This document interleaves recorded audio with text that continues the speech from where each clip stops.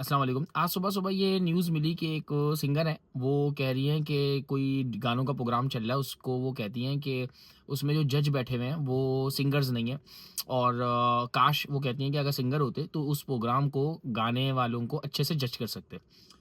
मेरा यही पॉइंट था कि अभी थोड़े दिन पहले हमने देखा अभी एक न्यूज़ गुज़री कि ज़ू के लिए कमेटी बनाई गई है और वो कमेटी जो है वो ज़ू को चेक करेगी कोर्ट की तरफ से या ज़ू के अंदर क्या प्रॉब्लम्स हैं। अब उस कमेटी के अंदर भी एक बंदा, एक फ़र्द भी ऐसा नहीं है जो ज़ू कीपर हो, जिसकी फैकल्टी या जिसका प्रोफ़ेशन ज़ू से हो।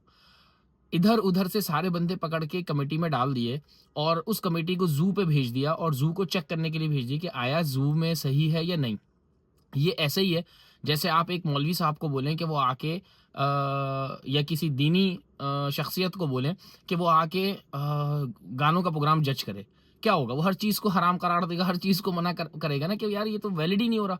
सेम इसी तरह आपने एनिमल एक्टिविस्ट को, आपने बर्ड वॉचर्स को, आपने रेस्क्यूअर्स को एक कमेटी बना दी। ये कमेटी जो है वो जाके ज़ू को जज करेगी कि आया ज़ू के अंदर सही पैटर्न में काम हो रहा है या नहीं।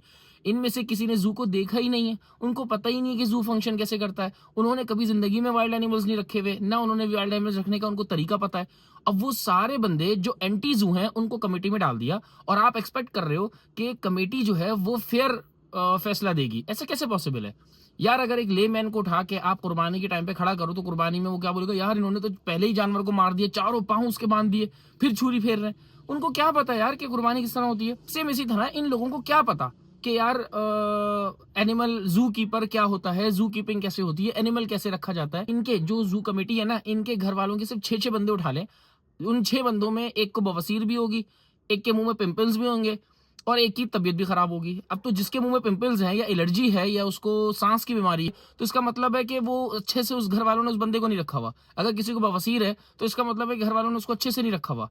यार अगर ज़ू के अंदर कुछ एनिमल्स को स्किन एलर्जीज़ है, 1 या 2 एनिमल्स को स्किन एलर्जी है, तो क्या मतलब है स्किन एलर्जी किसी गलत तरीके से रखने से जानवर को होती है। तो इनके घरों में जो औरतें हैं या बच्चे हैं जिनके मुँह में पिंपल्स आ रहे हैं, इसका मतलब है कि उनको गलत तरीके से रखा हुआ है तभी उनके पिंपल्स आ गए। अजीब बात, एक ज़ख्म हो गया बेयर को और जबकि वो अंडरवेट भी नहीं है, ये बात याद रखें। एक ज़ख्म हुआ है, वो ज़ख्म नॉर्मली वाइल्ड एनिमल्स को लगते रहते हैं, छोटी-मोटी ज़ख्में होते रहते हैं। उसको ज़ख्म हो गया और आप उसको जज कर रहे हो कि ज़ू को अच्छे से नहीं रखा हुआ। अच्छा, जिन साहब ने ये वीडियो बनाई है, उनको बाहर रखे हुए एनिमल्स जो क्या नाम है पेटिंग ज़ू के तौर पे जो रखे गए हैं, उनकी वीडियो नहीं बनाई। उनके ऊपर ये लोग कोई सवाल नहीं उठा रहे क्योंकि वो इन्हीं के शाना-बशाना लोगों के कि वो जानवर हैं। तो इसलिए उनके ऊपर ये आवाज़ नहीं उठा रहे। ये आ रहे हैं बाकायदे ख़ास मकसद के लिए, ज़ू के लिए।